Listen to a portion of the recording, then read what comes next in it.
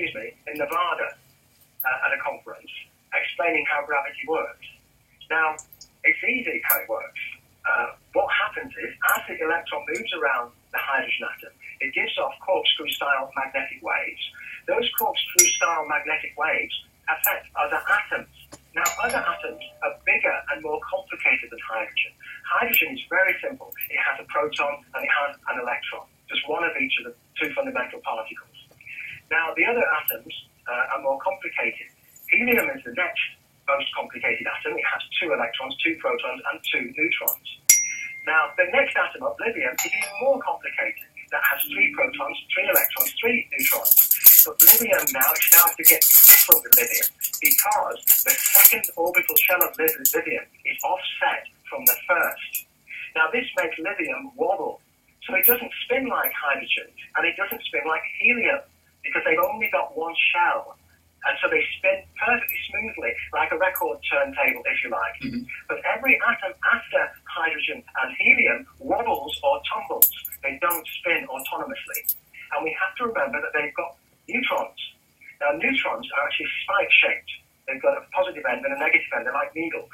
And again, this was revealed in a Science Daily report in 2011 from a university in Germany called the Hahn-Meitner Institute, and they're talking about spiked neutrons have polarized magnetic fields, which means that they must be long and thin. Now, in the case of hydrogen and helium, these are the prime movers in the atomic mechanism. So all you have to do is take a hydrogen atom or a helium atom and put it near another complicated atom that's tumbling all over the place like tumbleweed. It's not spinning because all the electrons spinning in the different shells are all going in different directions.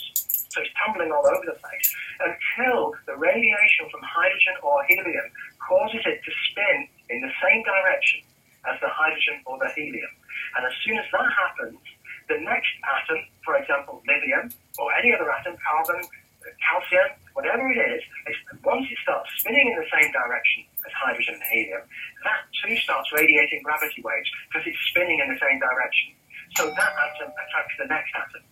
Now, if you wish to generate gravity waves, all you have to do is get a bucket of water which contains hydrogen and stick it in front of 120 containers, or 119 in this case. And those containers would each contain each of the elements of the periodic table. So the first bucket would be water, which contains hydrogen. The second bucket would contain helium. The third container would contain lithium. The fourth container would contain beryllium. The fifth container would contain boron and oxygen and carbon and all of the other atoms. Mm-hmm. And what will happen is the corkscrew waves from the hydrogen and the helium will cause all of the other elements, the 119 elements which you've lined up in a line, to start spinning in the same direction. And that will give you free energy. It will get red hot. And in fact, so in answer to your question, how do we generate gravity waves? You put hydrogen in front of any other atom, and it will cause the electrons in that atom to spin in the same direction instead of tumbling erratically.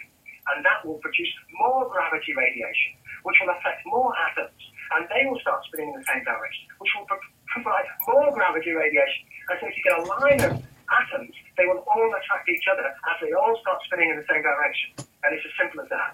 Now, if you want to create anti-gravity, simply get the beam at any stage, pass it through a phase delay of 180 degrees, and you'll finish up with the anti-phase of the gravity. So instead of drawing atoms together, you'll move atoms apart. And that's how it was, that's how you shatter matter, basically. That's how you shatter matter. Just